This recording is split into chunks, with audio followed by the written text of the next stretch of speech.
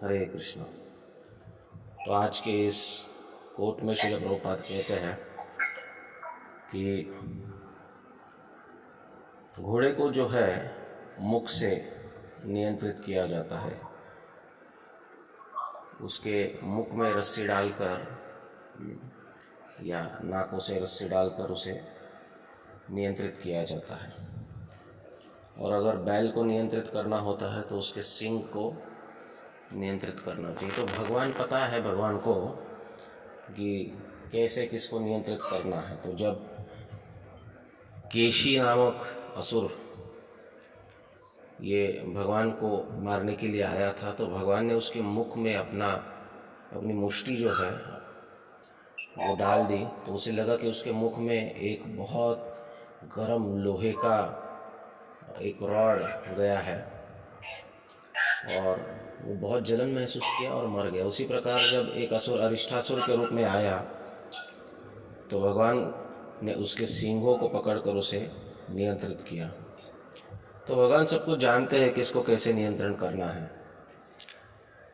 बहुत बार हम ये प्रश्न पूछते हैं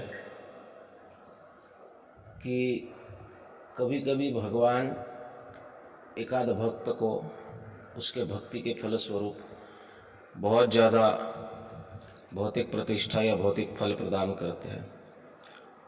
और कभी कभी भगवान कहते हैं, भागवतम के ही दशम स्कंद में भगवान ने कहा है कि जब मैं बहुत कृपा करता हूँ किसी के ऊपर तो उसका समस्त भौतिक धन, प्रतिष्ठा, जन, अभिजन इन सबको खींच लेता हूँ। उसकी आसक्ति कम होती है तो फिर से उसे प्रदान करता हूँ। तो ये कैसे होता है? भक्त को उसके भक्ति के फलस्वरूप भौतिक ऐश्वर्य भी मिलता है और भगवान कहते हैं कि मैं उसके ऊपर कृपा करने के लिए सब कुछ छीन भी लेता हूँ। तो ऐसा नहीं है कि भगवान भक्त से सब कुछ छीनते हैं। आप देखोगे कि भगवान के भक्त जो है बहुत अमीर होते हैं कई बार, और कोई भक्त जो है वो निष्किंचन होते हैं। तो भगवान को पता है कि किसका कल्याण किस में है, तो उसके अनुसार भगवान उसे परिस्थिति प्रदान करते हैं। जब तक हम इस भौतिक ऐश्वर्य को रखकर भक्ति करने की कला नहीं सीखेंगे तब तक भगवान इस भौतिक ऐश्वर्य को हमको प्रदान नहीं करेंगे। जब तक हम हमारे भौतिक ऐश्वर्य, प्रतिष्ठा को दुरुपयोग करेंगे तब तक भगवान उसे खींचकर हम पर कृपा करेंगे।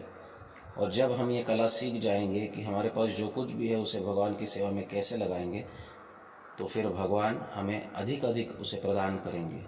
तो भगवान को पता है हम घोड़ा है कि हम गधा है कि हम बैल है और उन्हें पता है कि हमको कैसे नियंत्रित करना है, कैसे हमको प्रशिक्षण देना है, कैसे हमको भक्ति में प्रेरित करना है, प्रवृत्त करना है। और उसी हिसाब से परिस्थिति को प्रदान कर वो हमें प्रेरणा देते हैं। भगवान की योजना के ऊपर विश्वास होना चाहिए और भगवान को शरणागत होके जो भी उनकी इच्छा हमारे लिए है उसे नतमस्तक होके उनके सामने स्वीकार करना चाहिए। यही हमारे लिए कल्याणकारी है। हरे कृष्ण।